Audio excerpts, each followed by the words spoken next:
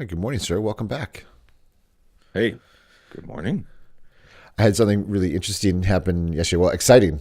So a friend of mine, who actually you also know, he and his wife are expecting their first child in May, and I don't know if they've said it publicly, so I'll tell you offline afterwards. Sure. But it was so I met up with him for coffee yesterday, and he told me the news. I knew before somebody else had told me, but because I don't really talk to this guy all that much. But so I acted surprised. I naively kind of went into, oh my god, that's amazing, good, that's so Right.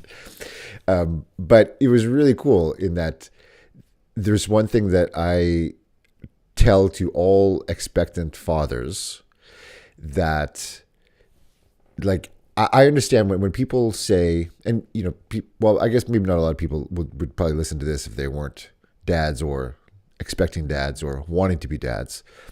But when I hear people say, especially guys, like, oh, I don't want kids, I'm like, I totally get it. Like, I understand. There's a level of chaos and insanity and stress and challenge that comes with the responsibility and the honor of being a father. But when people say, I don't want kids, like, I totally get it. However, it reminded me when I was talking to my friend yesterday about when my daughter was first born. Like when I got to hold her in my arms for the first time, I remember holding her in my arms and walking over because we had our kids at home, walking over to our bedroom, and my wife was in the second room, which ended up being the baby's room. But she was in there with the midwife and the doula, and she was delivering the placenta. But I remember just sitting there holding my daughter, and it's like this new level. Like I didn't understand that I could love something so much. Like there was a whole other level of existence, a whole other level of love that opened up that I remember people explaining it to me like, oh my god, like you're gonna love this thing more than anything you've ever loved in your life. And I could intellectualize that, like I get it, but it was this feeling that I had that it's like I can't even explain it. It's words are like I just sound dumb when I'm trying to explain it. But it's like I bet, like if I could give somebody a glimpse of that feeling, everybody would want kids because that feeling is like nothing other. It's so amazing. And I remember like the thing that I was happiest about for him, I was like, oh my god, I'm so excited that you're gonna likely get to feel this feeling that I had. Like I wish I could share that with everybody. It's the best, you know. And that's what I was so excited. I'm like, we're gonna have this conversation again after you have a kid, and I'm like, you know what I mean? You know what I mean? And he's like, oh yeah, because every dad I've talked to has said the same thing. Like, oh yeah, I get it. It's unimaginable. Yeah. Did you have an experience like that? Uh, well, first of all, I think I know who you're talking about, and I made sure this time because I've done this when I was younger. Was I was that guy that told people ahead of time, like you said, you knew from somebody else, and I used to be that guy that would spoil it, and because I was just so excited for. Like I remember, I think it was a couple years ago that was getting married, and they hadn't told people, and I was going around starting to tell everybody because I was excited for them.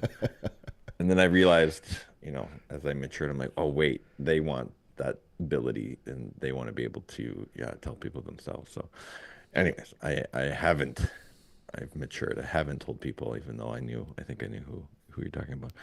Um, and I also, yeah, it's cool that yeah there'll be another member of the tribe here, and we should have him on too and interview someone before they are like, well, I guess he kind of still is a dad now already. Yeah, yeah. But yeah, I've had that. Well, I definitely have had that experience. And then also, my advice, if there are any expected dads living or listening, my two pieces of advice would be one, really enjoy that time as a couple before it becomes three. I remember that being really helpful advice for us too, to just like have those, last dates and those last Hmm. special times is just a couple, because that will never happen, again for whatever 20 years. Where it's just the two of you. And then my other big piece of advice is to just be involved and be present, and don't hand it off and be like, oh, that's just the mom's thing, but really get involved with the yeah, the experience, the process. Hmm. Um, but yeah, I know what you're I think I know what you're saying. I don't know exactly what it feels like for you, but for me, the time when our first kid was born, it's like, you know, it's hard to have. It's like someone has come into this life that, at least when they're little, they're allowing you to love them as much as you want. Like, as we get older, it's hard to love someone fully because sometimes people have their own guards up, or you have like there's this dynamic, and there's love languages. Anyways, there's all these filters Yeah. and nuances, and it's hard to just fully be able to love someone. But here, someone comes along that's pure and innocent, and you're able to just love them fully. So I don't know. That maybe is also what you're sharing, is just like it all is there, and it's allowed to come out, and you're just allowed to just.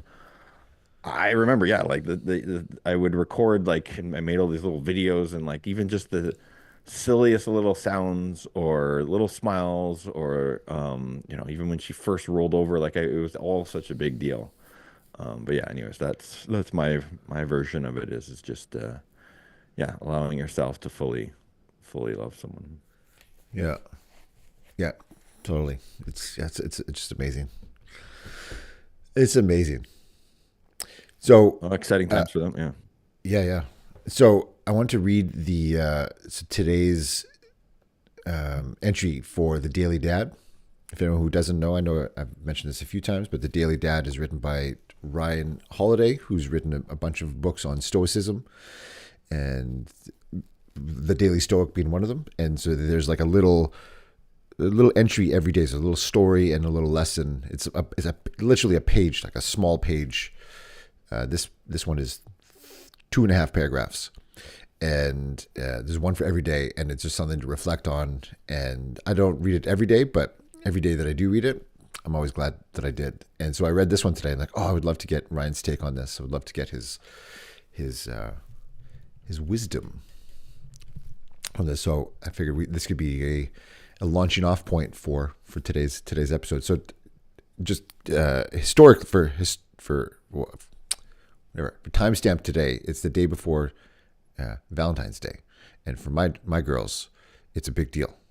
Big deal. They get to give cards to everybody in their class, and they're making cards for their teachers, and this idea of love and appreciation and yeah, and kindness is very very much in the ethos around us these days. So yeah, so here's today. So it's called the chapter is called "You Can Always Give Them This." It starts with a quote by Jeremy Bentham.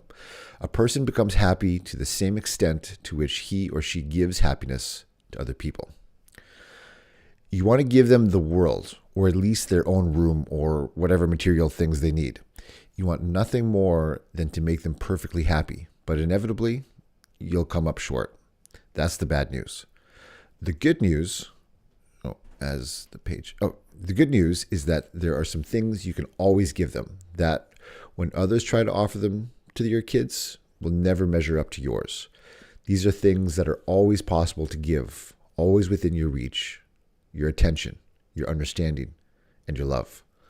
No matter what happens, no matter how rich or poor you are, no matter what mistakes you make or they make, no matter how powerful or powerless you are, you can always give them those things. In fact, you must always give them, because in the end, those are more important than all the other things you can and will do for them.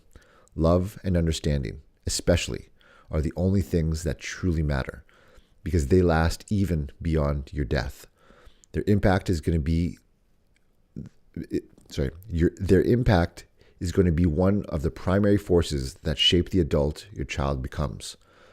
And if you think about it, The only thing they'll truly and rightfully resent you for, all else being equal, is if you know these things are true and still you fail to provide them. So love and understanding. Your attention. Attention. I hear there. Attention, love, understanding. Yeah. These are things that are always possible to give, always within your reach. Your attention, your understanding, and your love. So what's your first take on that? Well, yeah, it resonates with me. Like, you know, yeah, like I might not be the best dad at, I don't know, like being able to help them with English homework or something, or I don't know, some sport they're in or music. I don't know, whatever. There's things doing things that I may not be great at, but you're right. It's empowering because I always have those things available to me to give to them, and I think it kind of goes back to what I had shared before there too with someone who's just found out that they're pregnant is it starts right away. Like it's not like we need to wait either until they're older and I can actually talk to them and relate more to them. No, like it starts the moment you find out and that you're pregnant that you can give that attention and that understanding to even what your kid's going through at that stage. And when they come out, like even in the first, like I remember, the first, what do they call it? The fourth trimester when the kiddo first comes out, they've come out of this warm, dark, safe, cozy environment into this loud, cold, bright, it's quite a contrast. And it's our ability to understand that and to give our attention and to give our love to help try and recreate. And I know that was one of my favorite books and video series was The Happiest Baby on the Block. And I remember that it was a lot about just helping your kiddo transition from that warm, safe place into this cold, scary, bright place. And for me, yeah, it's those three things from the very moment you find out, you can start offering those things. So yeah, I totally resonate with that. Yeah, it reminded me of when I read it of another book I read years ago called Wild at Heart. It's by a gentleman named John Eldridge, and it was a book written for men. And I think he was a Christian pastor. And so it's got a lot of like leanings for Christians and things like that. But he talked about when kids grow up, or as they're growing, especially when they're smaller, the little boys and little girls they each have a primary question that they're always looking, especially to their fathers and mothers, but more specifically for their fathers to answer. And the question is different for boys and girls. And for boys, the question is, am I enough? And the question for girls, and I totally have seen this play out in my nephews, in my nieces, in kids that I see, and also in my own daughters. And the question for little girls is, do you see me? And I think of that like, yeah, so the thing that my kids seem to want the most, we talk about attention, understanding, and love. Like my attention to them, like is so paramount. It's like they're always looking at like, and I always kind of think about that when they're asking, like what I'm hearing them say beyond the words of what they're saying is, do you see me? Like, like they'll put on their little princess dress or they'll make a little drawing and they just want to like show me. And I find a lot of times, I mean, when those actions happen with me way more than my wife, and they talk to my wife and look to my wife for different things. But for me, it's like, do you see me? And it's like, wow, like it's amazing. Yeah. Well, in that being seen and in that, I guess that's sort of, for me, that's wrapped up in the attention and understanding piece. I think I've learned how important it is to validate well, anyone, but especially our kids, just to validate their experience. Not necessarily validating their behavior, but validating their experience. And to me, that comes with attention and understanding. Like those two things combined is I can see that what you're going through, or I can see that you're experiencing what your I can see your experience of this is really tough. Like I can see it seems like you're frustrated. This is really upsetting for you. You've got a lot going on. You know, in order for me to be able to relate on that level, like I need to give them my attention. Like I need to be attuned to what's going on for them. I need to understand it in terms of their lens of things. And that, you know, I heard this as well from, I think it was the Boys Club Network. It's a mentorship group for, boys that are having a really hard time or just need, to be around the company of good men, mentors and stuff like that. But for boys that are really having a challenging time, the number one thing a mentor or a father or a role model can offer them is an understanding of their experience, a validation of what they're experiencing, and that comes back to helping them be seen. And with that, you know,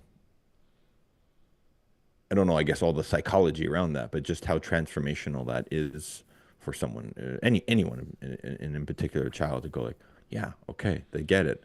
I'm not, there's not something wrong with me. What I'm experiencing, someone else gets. Mm-hmm. Okay. And then from that place, maybe I can figure this out for myself. I can make an understanding of my world. And okay, I start to feel a little bit better about everything. Mm-hmm. Yeah, it reminds me of that. There's a scene in Good Will Hunting where Robin Williams and Matt Damon. So Robin Williams is kind of the or is the father figure to Matt Damon in the movie. And there's a scene where towards the end where he's just telling like this very kind of hardened person, Matt Damon's character, Will Hunting. He said, it's not your fault. It's not your fault. And he kept saying it, and Will was like, "Yeah, yeah, I get it." But then he just kept saying, "No, it's not your fault." And then he just really helped him to see, like, and be like, "I get it." Like, and again, I think I saw that and I thought, "Oh, he's asking the question. He's telling him the answer to the question. You are enough." Because Will thought, "No, I'm not enough. It was my fault. Like, I'm the fuck up." But it was like, "No, it's not your fault. You are enough. Like, I see you. I see you." And I thought, oh, that's so brilliant. Such a, like that. It just works on so many levels. Like it can go so deep with that. Yeah. And I'm curious what is it, because I mean I live in a home full of estrogen. It's me and three girls, and you at least have a little bit of testosterone in your house. You have one boy. What have you noticed the difference between, say, like stuff with your daughters and with your son over time? Um,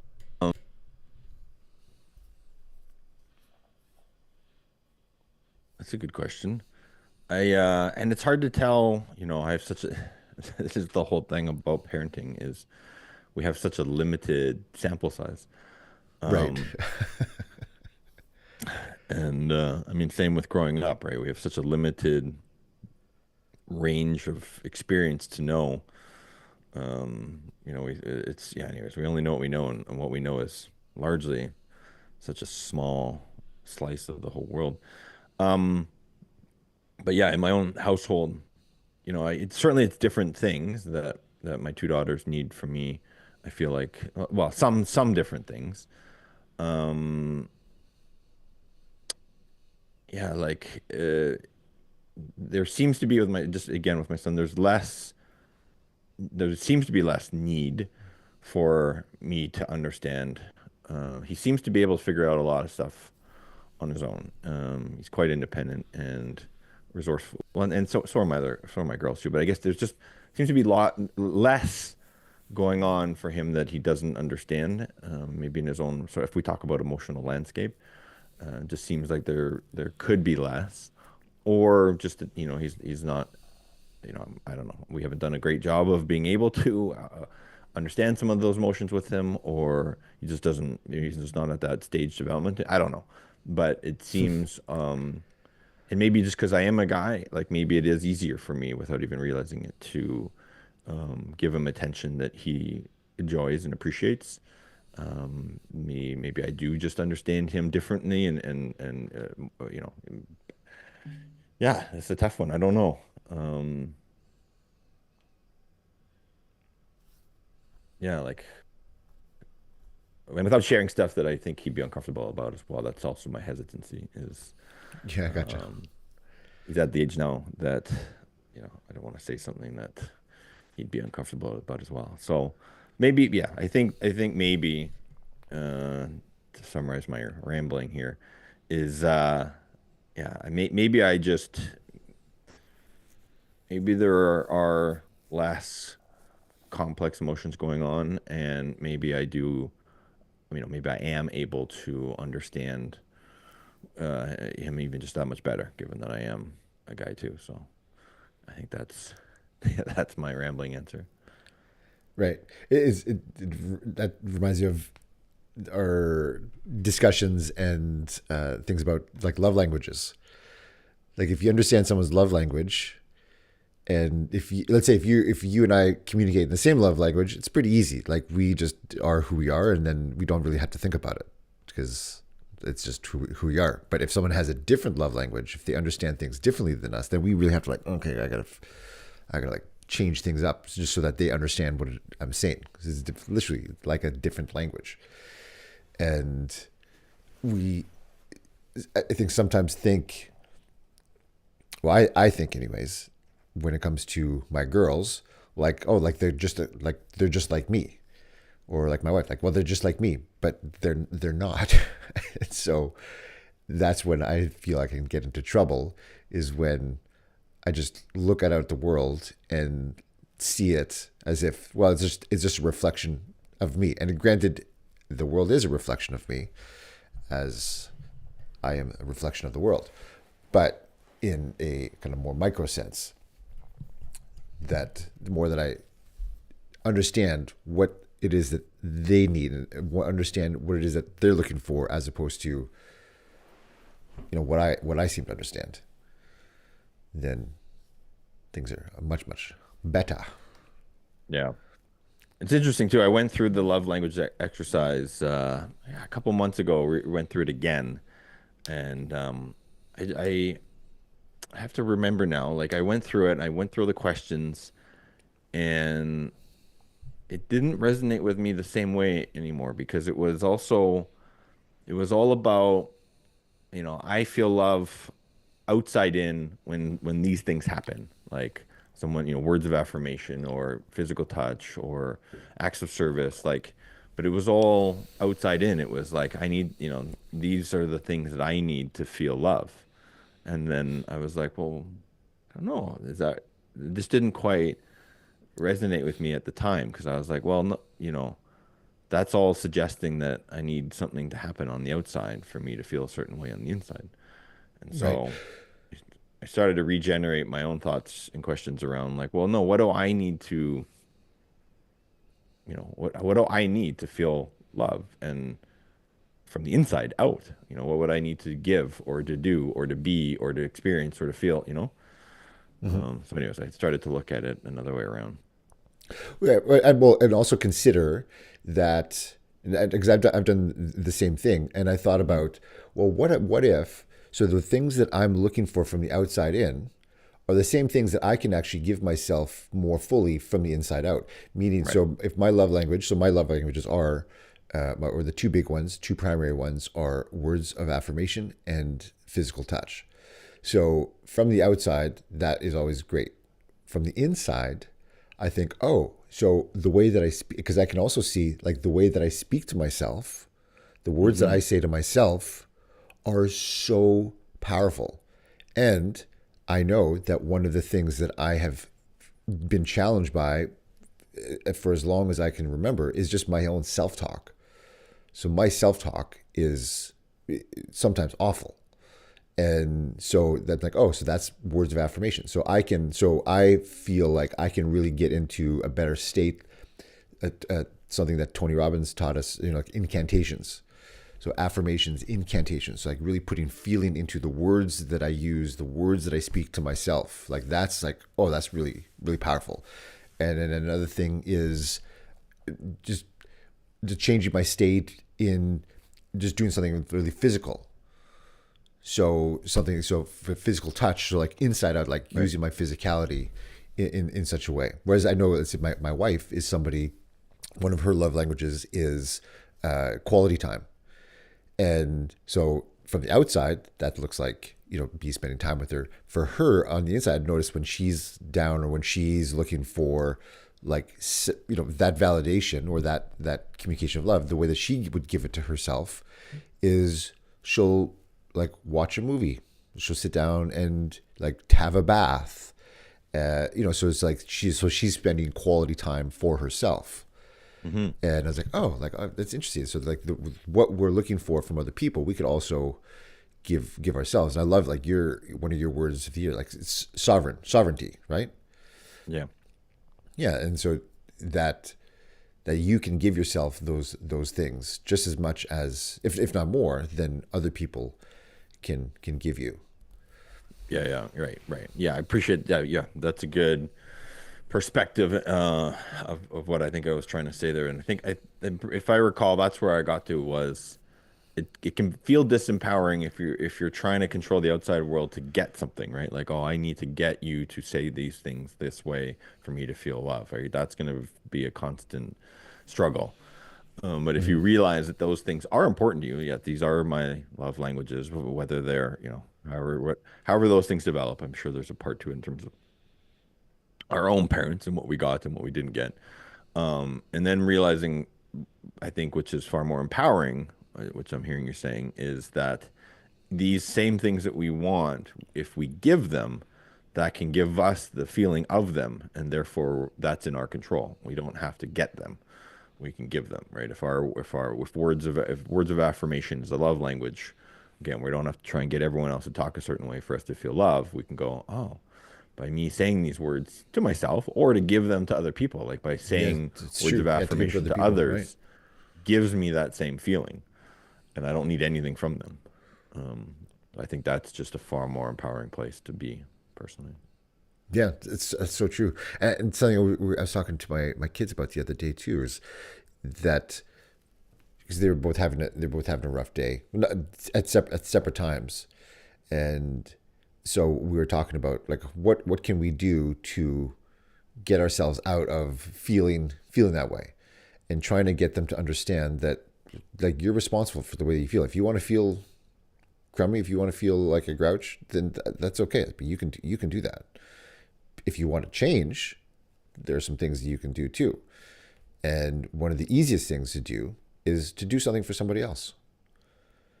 And so my kids have my younger one anyways, got into the habit this week. She hadn't been sleeping all that great. She went to the dentist, which was not fun for her. But when she was feeling crummy, she made my wife a card. She made my wife a drawing. And like, that's how I was like, oh, I'm like, that's interesting. So she kind of took that, like, oh, took my little mood and I'm going to change it by doing something for somebody else. And because sometimes I find, it's hard to do it. I find it hard to do it for myself sometimes. Mm-hmm, I find it so much easier. Like I will more easily devalue myself than to devalue others. I'd much rather give value or give to others than to give to myself sometimes. But interestingly, when we give to others, we also are giving to ourselves. Like I always had this really icky feeling when people would talk about like being selfless. Like you got to be like to be selfless. Like you're being of service is being selfless. I'm like I don't buy that at all. I think being of service is sometimes the most selfish thing I can do. Because yeah, sure, I'm trying to help you, but really, it makes me feel good when I do it. I feel better about myself. And so that's not, I wouldn't say it's selfish because I think there's a negative connotation to that. But I heard it say once, it's called enlightened self-interest. So I'm doing it for me, but really it's for you too. Okay. So you're getting help, but I feel better. Yeah, that one is such a, I don't know, for me, it's been such a dance where um I realized that, yeah, like there's been times where I give too much of myself to others. You know, it's kind of, you can cross the line into martyrdom or whatever, where it's Hmm. like you're over giving, and then you can swing the pendulum back and give a lot to yourself and not enough to others, which could be selfish behavior. It's I still feel like I'm playing with that dance of what's enough to give to others, and not overgive, because that's my tendency. And then Yeah. also, how do I give some of these things to myself? Like, in terms of sovereignty, you know, rather than needing external validation to feel a certain way. And I know that's probably a bit of a a part of my upbringing was needing to, be recognized or to achieve or to get something outside, good marks, or, score a goal or whatever, something on the outside I needed to happen to validate, my own sense of worth. Hmm. And so now at 46, how do I give that same validation to myself? Hmm. Hmm.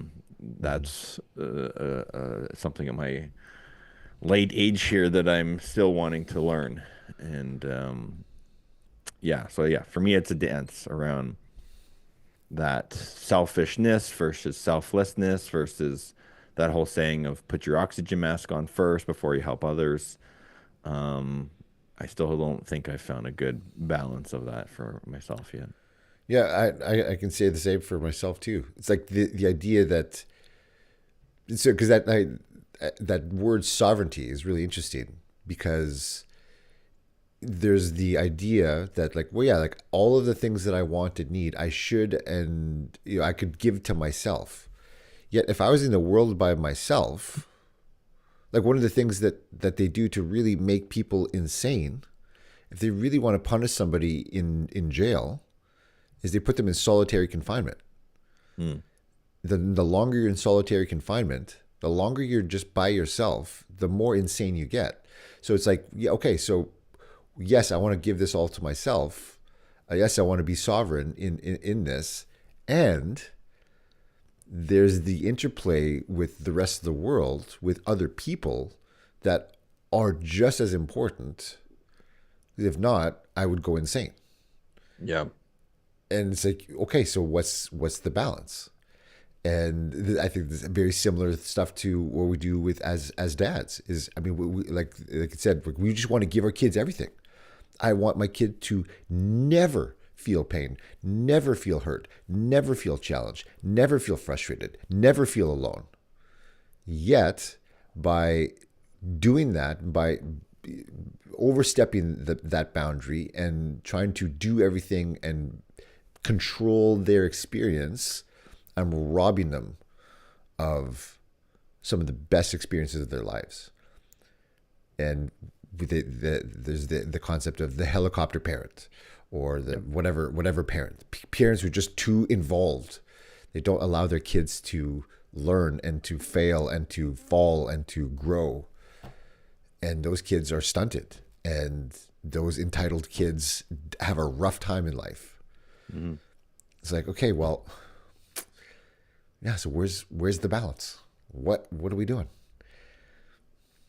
Yeah, totally. That's a great point around solitary confinement. And it reminds me, yeah, like I mean, the science of love, like babies, bring it right back to the beginning of the show here. Like first, when they're first born, if they don't get attention and understanding and love, they wither. And, I think there's even studies where, if babies don't get like some physical touch right when they're born, they wither and they die, right? Like or they Yeah. struggle.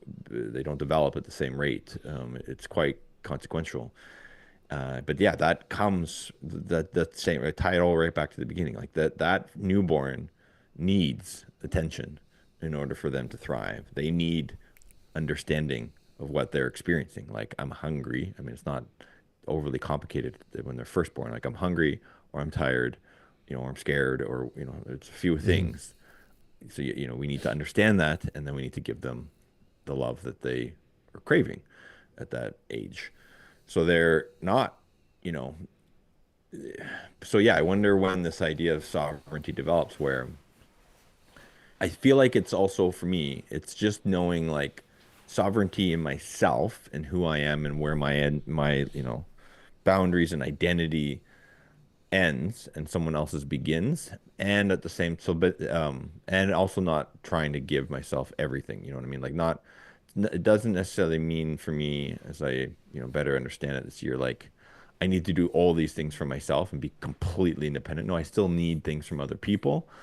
I still, have that desire for connection and all these things that from an interpersonal perspective, but I don't want to lose myself in those connections so that I'm, it's blurry where I end and someone else Mm-hmm. picks up, right?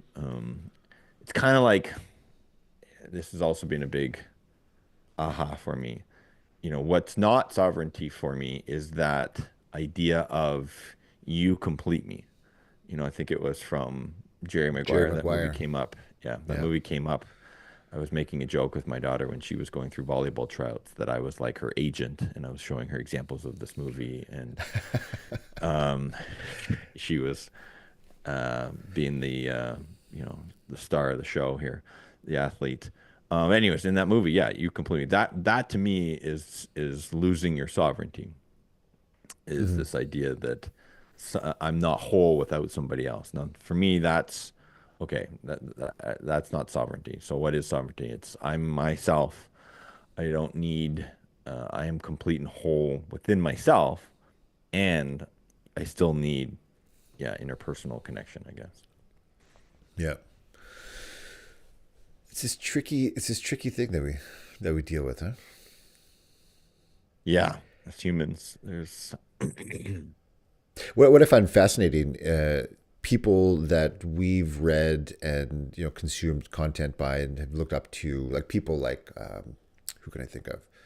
Mel Robbins being one of them, Dr. Shafali being another one who we've both we've both kind of learned stuff from, and some of them that I quite like and follow. What I find interesting, I think, like when I read or listen to Dr. Shafali, and she talks about like conscious parenting and all this parenting stuff, like she also, I think what's great about what she teaches and how she teaches is that she brings you through, like she's this expert on all this stuff, and yet all this shit still happens to her. Like mm, there's all this all this chaos that happens. There's all these challenges that happen, even though she has intellectually she has all of the answers, quote unquote, it's true. right? And just like Mel Robbins, like she's like I love that. And there's I think a lot more experts, quote unquote experts, people that we follow, people that we consume, that they lead from that place. Like I don't have it all figured out. And even if I do feel like I have this figured out, I still mess it up. I've got this answer, but I still mess it up. Yeah, And they're leading from that place that I'm still a fallible human being. And yeah. just because we That know feels real. something, what's that? Well, it just feels that feels real, authentic, vulnerable. Yeah. Yeah, and I love this place that we're getting to, or we seem to be getting to, while the pendulum might swing a bit further to a little bit more of an extreme when we think about being vulnerable and being authentic, and we see all this stuff online about people just sharing, and there's sometimes like some oversharing, and also sharing for reasons other than well, I won't get into that, uh, but I do love that the thing is shifting towards like seeing other people as just other people, and we're not reading these books about from these people like, oh, we think of them as these gurus or these gods of this information, and that, oh, I can't live up to this ideal, and so I must suck. But really it's like, no, like, yeah, they've got all these answers, they've written the books, but they're still going through it. And Yeah. so it's like the line from Jay-Z. He said, "Hey man," he said, "I put my pants on." Or maybe I don't know if it was Jay-Z, but I'm attributed to Jay-Z. He said, "Hey man, I put my pants on one leg at a time too." He's like, "The difference is when I put my when once I make gold records." Right. Right. That's good. Yeah, yeah, I like. Oh, yeah, both those women too. I've learned a lot from. I really, yeah, Mel Robbins. I see a lot of her content for, I guess, in the algorithm right now in my feed, and I really resonate with a lot of her guests and a lot of her perspectives and her shares. Like it's, on one hand, it's quite. I like it. It's very distilled. It's very direct. And at the same time, yeah, I think authenticity is continuing to be a scarce in scarce supply today, especially with just all this stuff that gets made. Ah, man, yeah. I think that for me is huge when I find someone like you're sharing there with these women that are real, that are authentic, and still have integrity. At least my, I don't know them personally, but my perception of them, because just, man, there's so much content now that is obviously artificially generated with AI. It's stuff in the media that you just have no idea what to think, who to believe anymore. But yeah, I really like when I find someone I feel like is authentic and real. Yeah, totally. All right, man. What else you got? Got anything else? Uh, I had You a don't whole need other to. topic. No, I don't. I know we don't have to. It's like those. Yeah, we don't have to fill the time here. It's our show. I had a whole other topic, but it's gonna. Yeah, I feel like we should just save that for another time. We're coming up on a year here soon. We're at Really? episode 40 something. I'm sure. When did I take over? Well, not take over. That's not what I meant. Like when did I step in? When did I? Somewhere in the summer there, June, July. Man, yeah, it's been fun.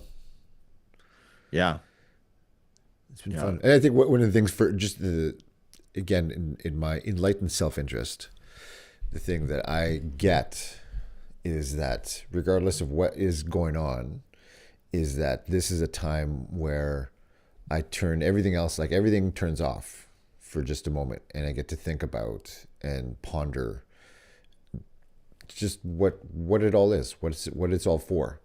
And I was talking to somebody the other day. We were talking about this guy Mark Andreessen. Do you know him? He's a tech guy. yeah. He Name's familiar. invented the first web browser. Yeah, okay. So he's a multi-billionaire now, and he's involved in a ton of different companies and startups, and he's like on the bleeding edge of what's going on in technology. Hmm. And I was thinking about, we were talking about him, like, man, like he is just like at this point, like he's a professional thinker. Like most of what he does every day is he just reads and thinks, Okay. and every so often he'll execute something, but like it's just, but he, granted, he's built that life for himself, and he has that, if you want to call it like a luxury of being able to do that. Yet there's so much that can come from just taking a step back and just looking at, maybe just like looking at the forest for the trees type of thing, like being able to just, okay, what is this all for? What am I, like, what's going on? Like taking a pause. And I feel like one of the powerful things for me, and hopefully for people who are listening and watching, is that this gets to be a moment of just a moment of pause, where there's all the chaos of being a dad and being being a man in this world today, can just pause for just a second, and life still goes on, but we just have a moment to think and appreciate, and just, for me, it's, being together with you, sharing time, sharing space, and that's really powerful. Like we talked about, like you talked about, just being like, I see you, like being seen is really important. And for any of us who, anybody who's listening or watching, like, yeah, I get it. We get it. We see you, man. This is big. It's all big stuff, Yeah. and we don't want to overlook or overcomplicate or undercomplicate what's going on. Like it's all big, and like I salute you, Ryan, for all the stuff you do, and I appreciate you for all you do and all that you give me, and I think it's amazing, because we're gonna go out into our world again in a moment and go, wow, let's go, life's happening, the cyclone of life. Back in action. Yeah. And I appreciate that, man. Yeah. Thank you. yeah, I've really appreciated these conversations as well. And hopefully some of our rants and ramblings and I feel like we're doing our best to be authentic and real too. We don't have it all figured out yet. I think we have figured out a lot. And I feel like in this world where of parenting, where again, there are so few examples that we get, if we can be an example that resonates with people and some of our perspectives and gives them some time to just reflect and hear some of our thoughts and some of these topics and even come up with obviously different answers, feel free to share those and give us some comments back. Yeah, hopefully this time is of value to others as well as it has been for us. So thank you, sir. Thank you, Awesome. All everyone, right. anyone who's listened to this point here, and have an awesome day. All right. Ciao.